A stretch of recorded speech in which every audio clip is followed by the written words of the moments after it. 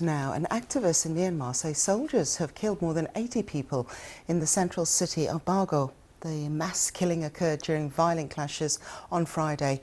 Despite the bloodshed, thousands of people returned to the streets across the country on Saturday to protest the military rulers and the ongoing atrocities. Well, Phil Robertson is from Human Rights Watch, and he is the Deputy Director for the Asia Division. Thank you very much for joining us here, Mr. Robertson.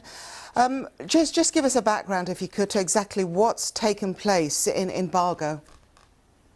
Well, in Bago, there was an ongoing resistance by a lot of people. They had built barricades in parts of the town, and the military surrounded those barricades and the protesters starting at 5 a.m. And attacked them with machine guns, rocket-propelled grenades, and other heavy artillery.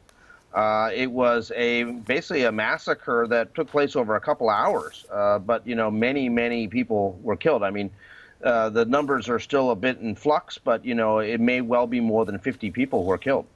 There's a lot of strong language coming out now of following this crisis. Certainly, the Special Envoy to the UN Secretary General on Myanmar is raising concerns because she tried to talk to the military leaders, and they said they're not ready for talks.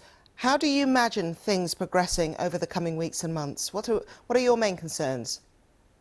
Well, I mean, we're hoping, obviously, that there'll be more pressure at the UN Security Council. We want to see a resolution to have a global arms embargo that would be imposed by a UN Security Council resolution. And that is really, I think, the key thing that needs to happen now.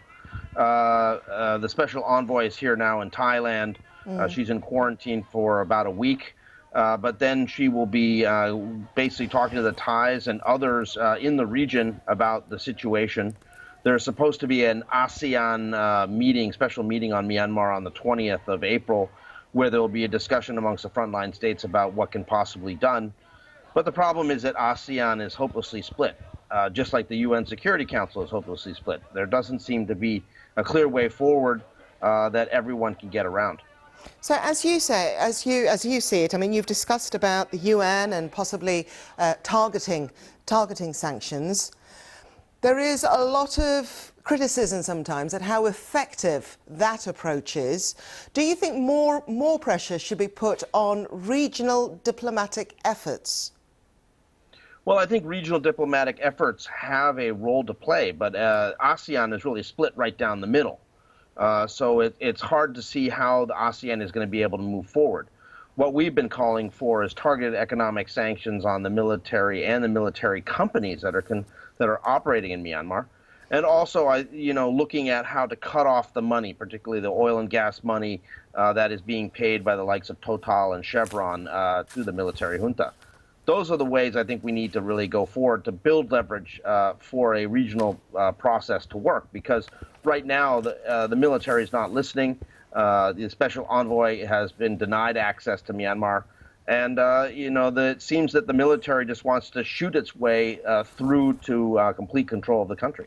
OK, Phil Robertson, we've got to leave it there for now, but thank you very much. Thank you.